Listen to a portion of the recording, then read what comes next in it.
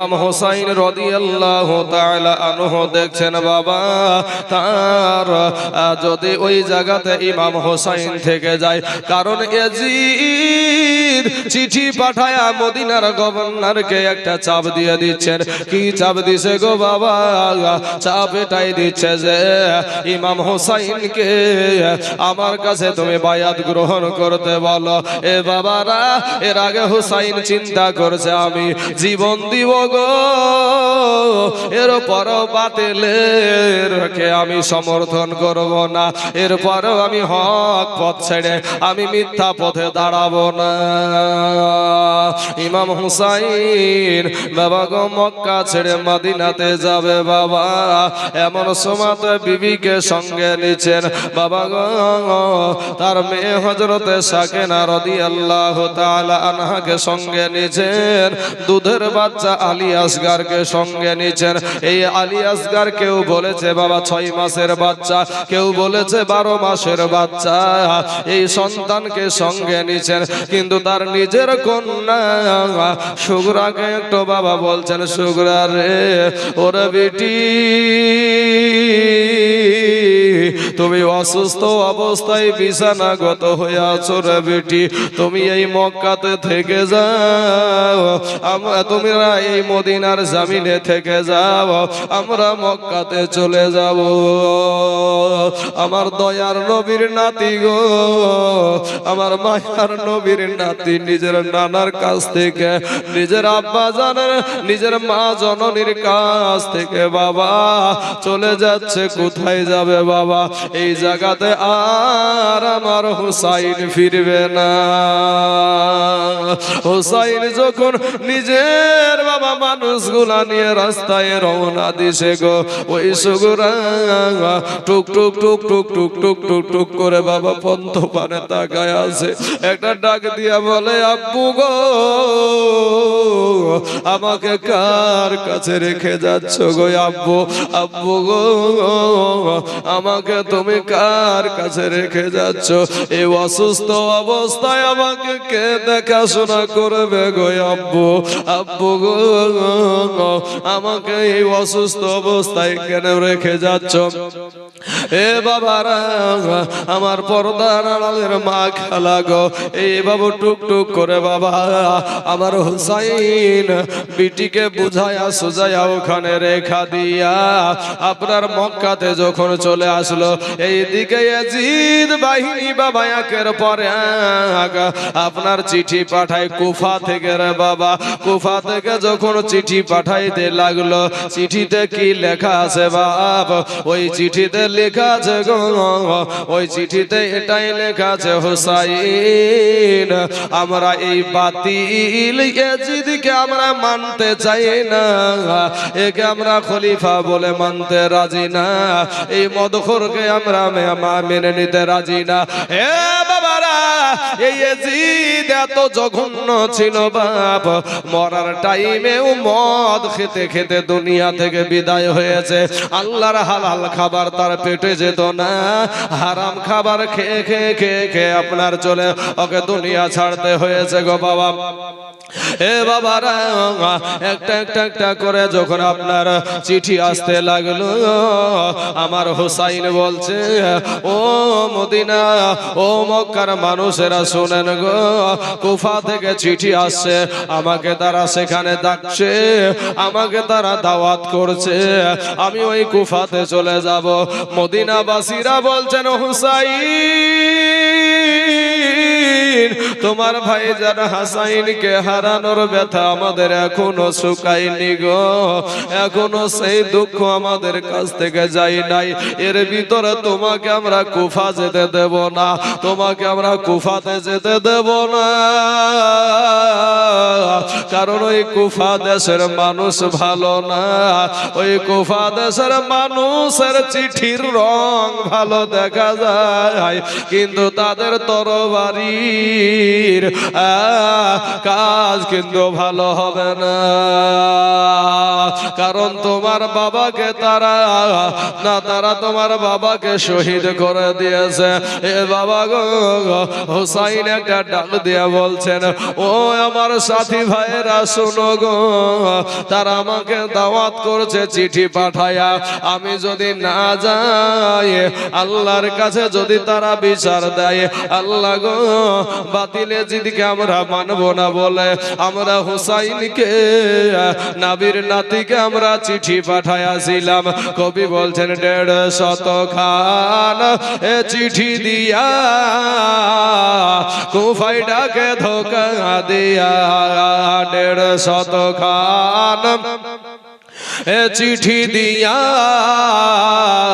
কুফায় ডাকে ধোকা দিয়া, এ তারাই শেষে এ বাবা শহীদি করে, তারাই শেষে এ বাবা শহীদি করে ইয়েজিদের ওই বদকার, এ নীল আকাশ আজ লাল হইল যেন রক্তেরই বরণ, নীল আকাশ আজ লাল হইল যেন রক্তেরই বরণ। আরে কারবালার এ মরুর পরে ইমাম হোসেন লড়াই করে, কারবালার এ মরুর পরে ইমাম হোসেন লড়াই করে। আবার 3 দিন ধরে এ বাবা না দেয় পানি, 3 দিন ধরে এ বাবা না দেয় পানি, ইয়েজিদের ওই বদকার, এ নীল আকাশ আজ লাল হইল যেন রক্তেরই বরণ, এ নীল আকাশ আজ লাল হইল যেন রক্তেরই বরণ। এ জালেমেরা ঘিরে ঘিরে তীর মারিল এ মাহমেরে, জালেমেরা ঘিরে ঘিরে তীর মারিল এ মাহমেরে, কাতরা হালে এ বাবা ইমাম হোসেন, কাতরা হালে এ বাবা ইমাম হোসেন খোদাকে করেন স্মরণ, এ নীল আকাশ আজ লাল হইল যেন রক্তেরই বরণ, এ নীল আকাশ আজ লাল হইল যেন রক্তেরই বরণ। 150 খান এ চিঠি দিয়া কুফায় ডাকে ধোকা দিয়া, তারাই শেষে এ বাবা শহীদ করে, তারাই শেষে এ বাবা শহীদ করে ইয়েজিদের ওই বদকার। আল্লাহুম্মা সাল্লি সাইয়্যিদিনা মাওলানা মুহাম্মদ ওয়া আলা আলি সাইয়্যিদিনা মাওলানা মুহাম্মদ সাল্লাল্লাহু আলাইহি ওয়াসাল্লাম। বাবা গো, আমার হোসাইন ডাক দিয়ে বলছে, শোনো গো ভাই, কিয়ামতের দিন তারা যদি আল্লাহর কাছে বলে, আল্লাহ গো আমরা হকের পক্ষে থাকার জন্য আমরা হুসাইনকে আমরা চিঠি পাঠাইয়াছিলাম, কিন্তু হুসাইন আমাদের চিঠি পাওয়ার পরও সে একটা বার আমাদের দিকে আগিয়ে আসে নাই, অতএব আল্লাহ এর জন্য দায়ী হলো হুসাইন। এ বাবারা, হুসাইন বলে, ও মদিনার সাহাবী, মক্কার সাহাবীরা শোনো গো, আমি হুসাইন আটকা থাকতে পারবো না। এ বাবারা, আমার সোনা মানিকেরা, এমন সময়তে সমস্ত সাহাবীদের মধ্যে থেকে একজন বলে উঠলো, হুসাইন গো তোমাকে আমরা যেতে দিতে পারি, তবে আমাদের মধ্যে থেকে আমাদের তরফ থেকে একজন ব্যক্তি ওই কুফা দেশে যাবে, ওই কুফাতে দেশে যাওয়ার পরে সে যদি কুফা থেকে চিঠি লিখে পাঠায়া দেয় যে এখানকার অবস্থা এখন ভালো, এখানকার অবস্থা এখন ভালো রয়েছে, বাবাজি এখনকার যদি চিঠি লেখায়া দেয় এখানকার অবস্থা ভালো, তাহলে আপনাকে আমরা যেতে দেব, নচেত আপনাকে যেতে দেব না। এবার কথা উঠে বলল কে যাবে বাবা ওই কুফাতে? কোন ব্যক্তিটা যাবে গো ওই কুফা দেশে? কে যাবে একটা বার বলো। সঙ্গে সঙ্গে একজন বাবা লাব্বাইক বলে দাঁড়িয়ে গেলেন, ওটার কেউ না ইমাম মুসলিম বিন আকিল রাদিয়াল্লাহু তাআলা আনহু বাবা দাঁড়িয়ে গেলেন, বলে আমি হুসাইনের পক্ষ থেকে আমি ওই কুফা দেশে যাব, ইরাক দেশে যাব বাবা গো। এমন সময়তে হুসাইন বলে ঠিক আছে গো ভাই, তাহলে আর দেরি করিও না, তুমি তাড়াতাড়ি করে চলে যাও, আর ওখানকার অবস্থাটা দেখে আমাকে তুমি চিঠি পাঠায়া দিও। ইমাম মুসলিম বিন আকিল রাদিয়াল্লাহু তাআলা আনহু বলছেন, হুসাইন গো আমি তো ওই ইরাক দেশের কুফা নগরে চলে যাব, ওই কুফাতে আমার দেহের কোনো গ্যারান্টি নাই, আমার জীবন দুনিয়াতে থাকতেও পারে নাও থাকতে পারে, কোনো গ্যারান্টি নাই, কারণ ওই কুফা দেশের মানুষকে বিশ্বাস নাই গো। অতএব আর আমরা আমি জীবনে তোমার পিছনে নামাজ পড়তে পাবো কিনা জানি না, আর জীবনে নামাজ পড়তে পাবো কিনা জানি না, তবে হুসাইন আজকের দিনে ফজরের নামাজটা তোমার পিছনে ইক্তাদা করে আমি এই মদিনা থেকে কুফাতে রওনা দিব। কথার কথা হয়ে গেল বাবা, ফজরের রক্ত হওয়ার পরে ফজরের নামাজটা আদায় করে ইমাম মুসলিম বিন আকিল বাবা ঘোড়াটা সাজিয়ে নিয়েছে, এমন সময়তে ঘোড়ার উপরে চেপে গেছে, লাগামে টান দিবে গো, এমন সময়তে দুইটা সন্তান আপনার কলেজার টুকরা নয়নের পারা ইমাম মুসলিম বিন আকিলের দুই সন্তান মুহাম্মদ আর ইব্রাহিম, এই দুইটা সন্তান এসে ঘোড়ার সামনে এসে হাজির হয়ে গেল। এটা ডাক দিয়ে বলে, আব্বু গো আব্বু আমাদেরকে রেখে তুমি কোথায় যাও গো আব্বু? আব্বু গো আমাদেরকে রেখে কোথায় যাচ্ছ?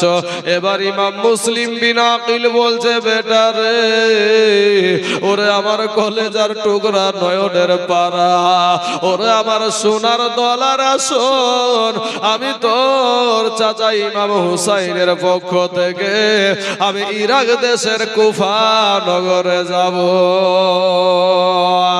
এবার দোনো বাচ্চা বলছে, আব্বু গো আমাদের দুনিয়ার জমিনে মা নাই, আমাদের দুনিয়ার জমিনে আব্বা, আমাদের দুনিয়ার জমিনে মা জননী দুনিয়াতে নাই, ওগো আব্বু আমাদেরকে কে দেখাশোনা করবে গো আব্বু? কার কাছে আমরা থাকবো? ডাক দিয়া বলে, তোমার চাচা ইমাম হুসাইনের কাছে তোমরা থাকবা। এবার ডাক দিয়া বলে, আব্বু গো আমাদেরকে ছেড়ে যেও না, আমাদেরকে সঙ্গে করে নিয়ে চলো। মুসলিম বিন আকিল একটা ডাক দিয়া বলছে, বেটা রে এমন একটা দেশে যাচ্ছি রে বেটা, এমন একটা দেশে আমি পা রাখতে চলেছি, ওই দেশে আমার জীবনের কোনো গ্যারান্টি নাই। জোরে জোরে বলুন সুবহানাল্লাহ। ওই দেশে আমার জীবনের কোনো গ্যারান্টি নাই, ওই দেশে তোমাদেরকে নিয়ে গিয়ে আমি বিপদে ফেলবো না, কিন্তু দুইটা সন্তান বাবা মারা গো, ওই যদি যেই সন্তানের মা থাকে না বাবা, যেই সন্তানের বাবা থাকে না, ওই সন্তানের মতন দুঃখী কেউ নাই। কবি বলছেন, বাল্য কাহায়ালে এ মা বাবা যারো মরে রে, তাহার মন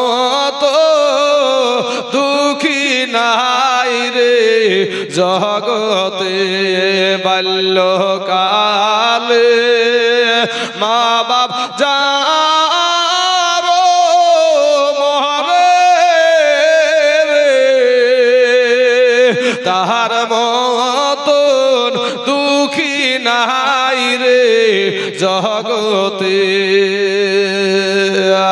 যার আব্বা নাই গো ভাই সেই জানে আব্বা হারানোর কি ব্যথা, যার জনম দুঃখিনী মা নাই সেই জানে মা হারানোর কি ব্যথা। ইমাম মুসলিম বিন আকিল রাদিয়াল্লাহু তাআলা আনহু কোন রকম বাবা নিয়ে যেতে রাজি হলো না। এবারে এক ভাই আর এক ভাইকে ডাক দিয়ে বলছেন, ভাই গো আমার আব্বা জান আমাদের দুই ভাইয়ের কথা ফেলে দিতে পারে, আমাদের দুই ভাইয়ের কথা মানতে না পারে, তবে একজনের কথা কিন্তু অমান্য করতে পারবে না, সেটা হলো আমাদের চাচা ইমাম হুসাইন রাদিয়াল্লাহু তাআলা আনহু। এবার আব্বাকে দুই সন্তান একটা ডাক দিয়ে বলে, আব্বু গো আপনি কুফাতে চলে যাবেন, আপনাকে নিষেধ করব না, আপনাকে বারণ করব না, তবে আব্বু গো আমরা একটা জায়গাতে যাব গো আব্বু, ওখান থেকে না আসা পর্যন্ত আব্বু গো আপনি ঘোড়ার লাগামে টান দিবেন না, আপনি চলে যাবেন না, আমাদের শেষ ইচ্ছাটা আপনি একটু পূরণ করেন গো আব্বু। এ বাবারা দুইটা সন্তান একটা দৌড় দিয়া বাবা ইমাম হুসাইন আমার নবীজির নাতির কাছে গিয়া হাজির হয়ে গেল। নবীর নাতিকে গিয়া বলছে, ও চাচা, চাচা গো আমাদের জনম দুঃখিনী মা এ দুনিয়ার জমিনে বেঁচে নাই গো চাচা, আমাদের আব্বাও কুফা দেশে চলে যাচ্ছে গো চাচা, চাচা গো আপনার কাছে অনুরোধ করি গো চাচা, একটা বার আমার আব্বাকে একটু হুকুম দেন, আমার আব্বা যেন আমাদেরকে সঙ্গে নিয়ে যায়, আমার আব্বা যেন সঙ্গে নিয়ে যাই গো। হুসাইন একটা ডাক দিয়া বলছে, বেটা রে, ওরে বেটা শোন, তোমার আব্বা এমন একটা দেশে যাচ্ছে রে বেটা, তোমার আব্বার জীবনের কোনো গ্যারান্টি নাই, আর ওই জায়গাতে যাওয়ার পরে তোমারও বিপদে পড়ে যেতে পারো, সেটা তো হতে দিতে পারি নাই।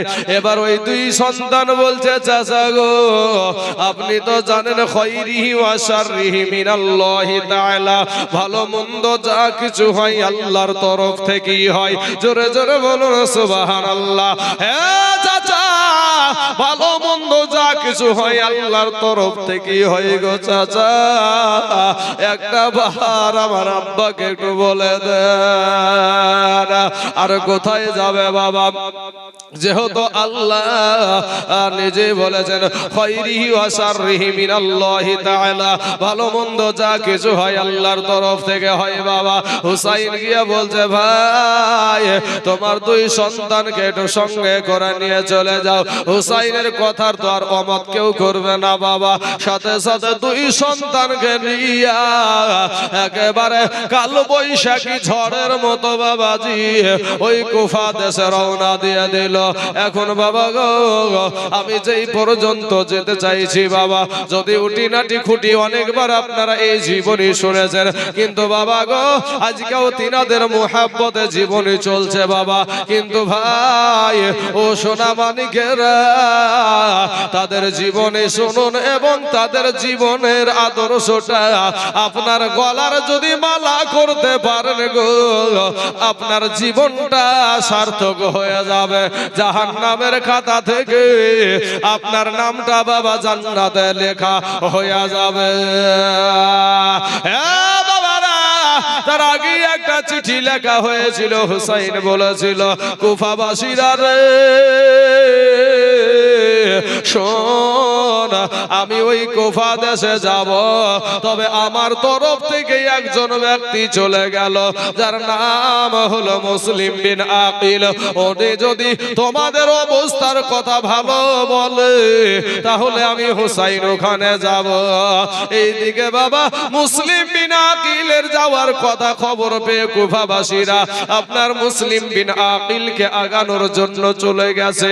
আসলে বাবা গো, ও সোনা মানিকেরা, যাদের আদর্শ খারাপ হয় তাদের মুখে বেশি বেশি মিষ্টি দেখা যায়।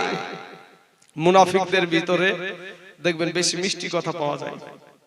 যারা মুনাফিক হয় এই ব্যক্তিগুলোর ভিতরে বেশি বেশি মিষ্টি কথা পাওয়া যায়। বাবা শোনা, মিষ্টি কথা বলে আজকের দুনিয়াতে তুমি চালাকি করতে পারবা, আজকের দুনিয়াতে তুমি মাস্তানি দেখাতে পারবা, আজকে তুমি এইখানে তুমি গাদ্দারি দেখাতে পারবা। কিন্তু ভাই একটা কথা বলে যায় আপনাদেরকে, একটা কথা বলি, কবরে যখন যাবেন তা আপনার কবরের উপরে বাঁশ দেওয়া হবে, বাঁশ। তো ওই বাঁশটা পচার আগে তোমার এই যে সুন্দর চেহারাখানা, যেই চেহারাতে বাবাজি কত রকমের আটা যে মাখে রে বাবা, আটা মাখতে মাখতে দেখবেন এই উপরকার এই চামড়াটাকে আমরা বলি রাম ছিলকা, মুসলমান মানে মুর্শিদাবাদে বলা হয় রাম ছিলকা। এই উপরকার চামড়াটাকে দেখবেন ডলতে ডলতে একেবারে বাবাজি একেবারে উপরকার রাম ছিলকে পর্যন্ত তুলে ফেলে। কেন? পাগল করতে হবে, চেহারা ভালো দেখাতে হবে। হ্যাঁ, এটাই মনের বাসনা। চেহারা ভালো করার জন্য কত মেডিসিন ব্যবহার করো, কিন্তু শোনো মা, খেলার রূপ যৌবনে যদি রূপ যৌবনে যদি এ থাকে অহংকার, আর গোরস্থানে যাইয়া দেখো হাল তথাকার। ই কত যে সুন্দর নারী ই কবরে শুইয়া, কত যে সুন্দর ছেলে এ কবরে শুইয়া, রূপ যৌবন গেল মাটিতে মিশিয়া। যাহাদের রূপে বড় গর্বিত ছিল, তাহাদের রূপ দেখো মাটিতে খাইল। উঠাও উঠাও মাল গাড়িতে ভরিয়া, আর গাড়ি যখন ছেড়ে দিবে পস্তাবে বসিয়া। খোদারি হুকুম হবে ছেড়ে দিবে গাড়ি, আর মিজানে আর জমিনেতে পড়ে পড়ে দিবে গড়াগড়ি। রূপের বাহাদুরি করো, যৌবনের বাহাদুরি করো। ভাই আপনাদের কাছে আমার একটি প্রশ্ন, ভাই এই যে মাদ্রাসার ছেলেগুলা যে বয়সের ছেলে, এটা কথা বলেন তো ভাই, এই বয়সের ছেলে আপনাদের গুরুস্থান ময়দানে আছে না নাই? এ ভাইরা কথা বলেন না, আছে।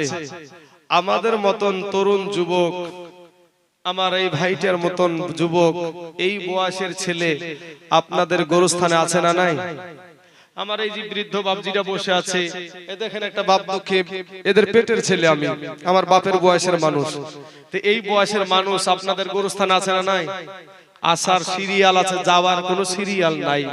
কবি বলছেন, ও তোর গহনা যৌবন ফুরায়া যাবে, যৌবনে লাগবে ভাটি। ওই যে দেখো ডাকিতেছে তোমার কবরের মাটি, ওই যে দেখো ডাকিতেছে তোমার কবরের মাটি। ও তোর গহনা যৌবন ফুরায়া যাবে, যৌবনে লাগিবে ভাটি। ওই যে দেখো ডাকিতেছে তোমার কবরের মাটি। বাইরে সন্ধ্যার আগে যেদিন এ ডুবিবে বেলায়, এক মুহূর্তে শেষ হইবে তোমার রঙ্গেরি মেলা। বুঝেন চাচা কথাগুলো? খুব শিক্ষণীয় কথা। সন্ধ্যার আগে যেদিন ডুবিবে বেলা, মানে আমাদের কোনটা বেলা ডুববে? ওই সূর্য? ও সূর্য না, এই মাল, এই মাল যেদিন সন্ধ্যার আগে তোমার বুঝে যাবে না, সেই দিন তোমার এক মুহূর্তে মা খালারা গো একটা কথা বলি মা, যে কথাগুলা বলছে যদি বুঝতেন আপনার ভিতরটা কাঁপতো। আমার কথাগুলার ভিতরে প্রত্যেকটা কথার ভিতরে কিন্তু বাবা যে হিকমত ভরা আছে, তাই বলেছি বুঝলে বুঝ পাতা, না বুঝলে তেজপাতা। এখানে এতগুলা যে পুরুষগুলাই আছে পাগলের মতো বসে আছে, এদের ভিতরে কেচার মেচা চলবি বাবা। এদের বাড়িতে গল্প করেও এদের পেট ভরে না, এই গানের জায়গাতে যে এদের চিল্লানি বন্ধ হয় না, জালসাতে যে চিল্লানি বন্ধ হয় না, যেখানে যাবে সেখানে ক্যাচম্যাচ চলবি বাবা। কিন্তু এই নারীদের জন্য কথায় কথা চলে আসলো বাবা, শিক্ষণীয় বিষয় বাবা, শিক্ষার দরকার আছে। জালসা করা শুধু শুনিয়ে ভালো লাগা নয়, জালসাতে শিক্ষা দেওয়া দরকার আছে। এই মহিলাদের কোনো সম্মান ছিল না, কোনো ইজ্জত ছিল না। এই মহিলাদেরকে উলঙ্গা করে নাচানো হতো, এই মহিলাদেরকে আপনার হাতে বেচা কিনা করা হতো, এই মহিলাদেরকে জিন্দা দাফন করে দেওয়া হতো।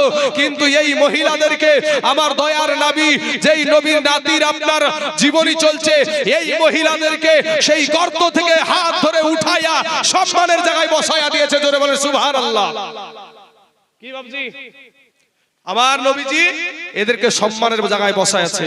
আমার নবীকে একজন সাহাবী বলছেন, ইয়া রাসূলুল্লাহ, আমার থেকে সবচাইতে ভালো আদর্শ পাওয়ার অধিকারী সর্বপ্রথম কে? বলে তোমার মা। আবার কে? দ্বিতীয়বার কে? বলে তোমার মা। তৃতীয়বার কে? বলে তোমার মা। চতুর্থবার কে? বলে তোমার বাপ। কতবার দিল? 3 বার দিল মহিলাদেরকে। আর এই মায়ের গলা আসছে স্টেজে, এই মায়ের গলার আওয়াজ আসছে স্টেজে। আজ ভাবছে যে আমাদের তুমি পাওয়ারটা বেশি পেয়ে গেছো, সরকার এখন মহিলাদের পক্ষে। তো বাবা বুঝছেন না, মহিলাদের পক্ষে। এরা ভাবছে আমাদের তো পাওয়ার হয়ে গেছে। 1000 টাকার মাস্তানি। কত টাকা? 1000 টাকার মাস্তানি। স্বামীতে বাবা খাটতে খাটতে আর পায়ের তালুর সুতিয়া পর্যন্ত ছিঁড়ে গেল, ওকে খাওয়াইতে খাওয়াইতে সব শেষ করে ফেললো। কিন্তু ও স্বামীর হাজার হাজার টাকার কোনো দাম নাই। 1000 টাকা পেয়েছে, আমার টাকার দিকে শুধু চোখ যায় নাকি? আছে না বাবা? হ্যাঁ, কিন্তু মা খালারা গো, এই ইসলাম ধর্মে মুসলমান মহিলাদেরকে যতটা সম্মান দেওয়া হয়েছে, যতটা ইজ্জত দেওয়া হয়েছে, পৃথিবীর বুকে এমন কোনো ধর্ম নাই যে অতটা সম্মান দেওয়া হয়েছে। জোরে বলে সুবহানাল্লাহ।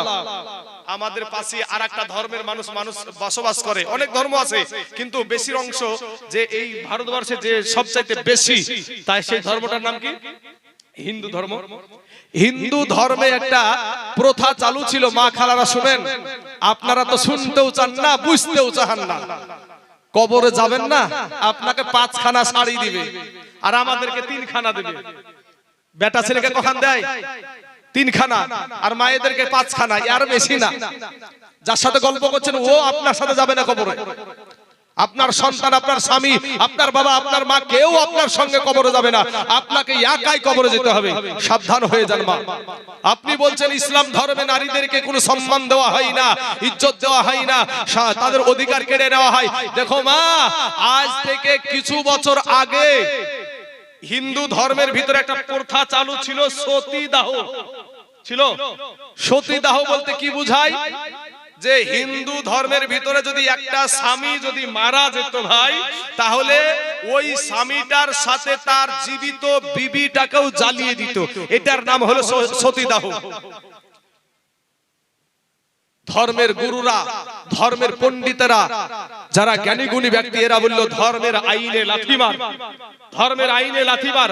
আমার জামাই মারা গেছে, সে চিতায় জ্বলবে, এতে কোনো রকমের আমার বাধা নাই, এতে আমি কোনো টেনশন করি না। কিন্তু আমার একটা জীবিত বিটি, আমার একটা জলজ্যান্ত বিটি, এই বিটিটা, আমার এই কন্যা সন্তানটা তার স্বামী মারা যাওয়ার কারণে আমার বিটিটাকেও, জীবিত বিটিটাকে চিতায় চড়িয়ে দিবে। আমার বিটিটা চিতায় বসে বসে, চিতায় চড়ে চড়ে বলবে, আব্বু গো আমাকে বাঁচাও, ও ভাইজান আমাকে বাঁচাও, আমাকে বাঁচাও। এই চিৎকার একটা জন্মদাতা পিতা সহ্য করতে পারে না। অতএব ধর্মের আইনে লাথি মার, এই আইন মানা যাবে না। ধর্মের আইনকে পরিবর্তন করা হয়ে গেল। আর বাবাজি, আজ থেকে 1400 বছর আগে আমার নবী, আপনার নবী যে আইন আপনাকে বেঁধে দিয়েছে, সেই আইনের উপরে আমরা আগেও বলবৎ ছিনু, এখনো আছি, কিয়ামত পর্যন্ত ওই আইনের উপরই থাকবো। জোরে বলেন সুবহানাল্লাহ। যাদেরকে মা আপনারা আপন করছেন না, যাদেরকে আপন করে নিচ্ছেন, 1000 টাকার মাস্তানি দেখান, 1000 টাকার মাস্তানি। স্বামীটাকে কত আঘাত দিয়ে কষ্ট দিয়ে কথা বলেন। শুনেন মা, এই স্বামীটাই আপনার বিপদের সঙ্গী। কথা ঠিক না বেঠিক? এই স্বামীটাই আপনার বিপদের সঙ্গী। জেনে রাখবেন, আপনাকে হেফাজত রাখার জন্য আপনার স্বামী জীবন দিয়ে দিবে, তারপরেও তার বিবিকে বেইজ্জত হতে দেবে না। কথা ঠিক না বেঠিক? বাবাজি আমার, বুঝতে পারছেন আমার কথাগুলা? মা খালারা, আরেকটা কথা বলি আপনাদেরকে। 2002 সাল, এই ভারতবর্ষের কথা। 1000 পাওয়ার জন্য তোমার স্বামীকে বৃদ্ধা আঙ্গুলি দেখাও। তোমার দেশের যেখানে লাল ঘর আছে, লাল ঘর মানে বুঝেন না? জেলখানা, জেলখানা, জেলখানায় ভরছে বাবা। শোনো মা, 2002 সাল গধুরার স্টেশনে ট্রেনের বগিতে আগুন লাগাকে কেন্দ্র করে আমার হাজার হাজার মুসলমান যুবকদেরকে গ্যাস পেট্রোল দিয়ে জ্বালিয়ে পুড়িয়ে আপনার শেষ করে দিয়েছিল। এবং এই রকম মহিলাদেরকে, যাদের পেটে 8 মাসের বাচ্চা, 9 মাসের বাচ্চা, 10 মাসের বাচ্চা, এই মহিলাগুলা আপনার পুলিশকে গিয়ে বলেছিল, পুলিশ বাবু আমাদের জন্য একটু নিরাপত্তার জায়গা করে দিন। ওই পুলিশগুলা বিশ্ব হিন্দু পরিষদকে লেলিয়ে দিয়ে ওই সমস্ত মহিলাদের পেট চিরে সন্তানকে বের করে তীরের আঘাতে করে খেলা করেছিল। ওই গুজরাটের বুকে 2002 সালে আপনার মুখ্যমন্ত্রী ছিল নরেন্দ্র মোদী। এই সেই নরেন্দ্র মোদী এখন বলে মুসলিম মহিলাদের কোনো অধিকার দেওয়া হয় নাই, তাই 3 তালাক দেওয়া যাবে না।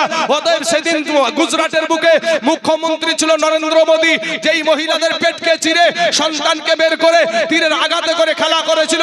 সেই দিন কি নরেন্দ্র মোদীর চোখে কি ঠাঠা পড়েছিল? আমার কথা বুঝতে পারছেন? আমি কোন ফালতু কথা বলছি?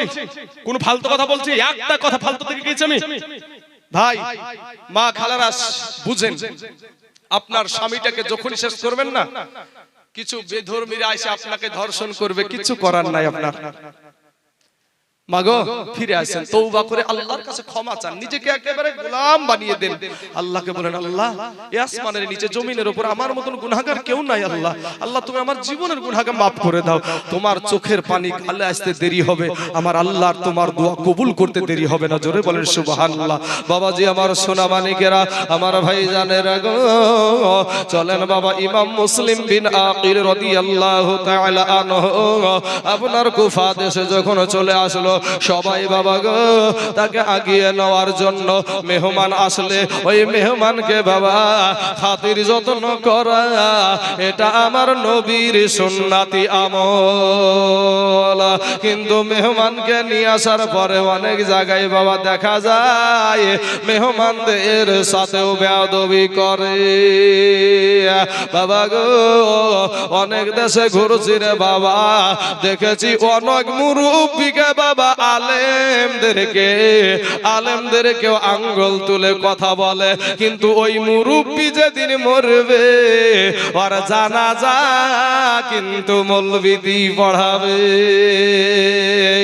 এই মোল্লাহারা ছাড়া তোমার কবর হবে না, এই মোল্লাহারা ছাড়া তোকে দাফন করবে না, এই মোল্লাহারা ছাড়া তোকে কবর দিবে না, এই মোল্লা না থাকলে তোর জানাজা কেউ পড়াবে না, এই মোল্লাহারা ছাড়া তোকে কবর দিবে না।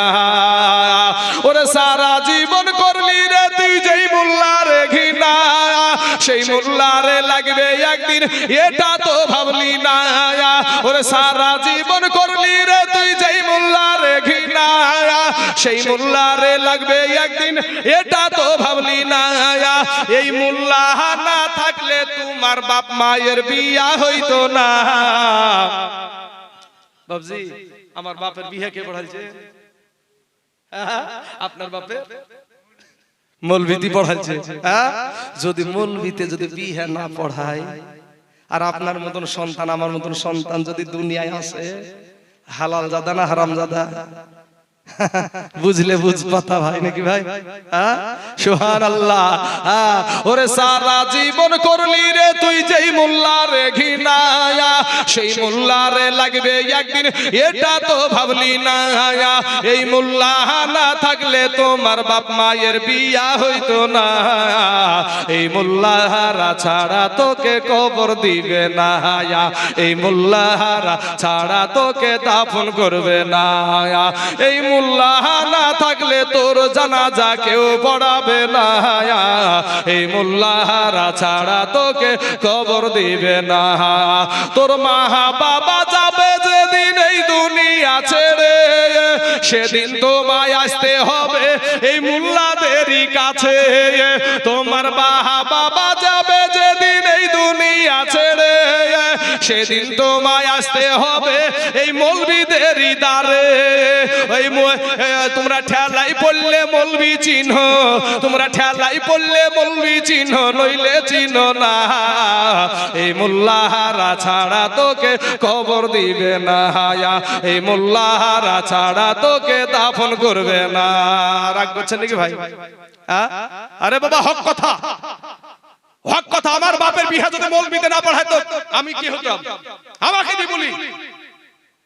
তাদের দিকে আঙ্গুল তুলতে হলে কিন্তু বাবা সব আলেম আলেম নয়, আলেম নামের বা কিছু জালেমও আছে, আলেম নামের কিছু জালেমও আছে।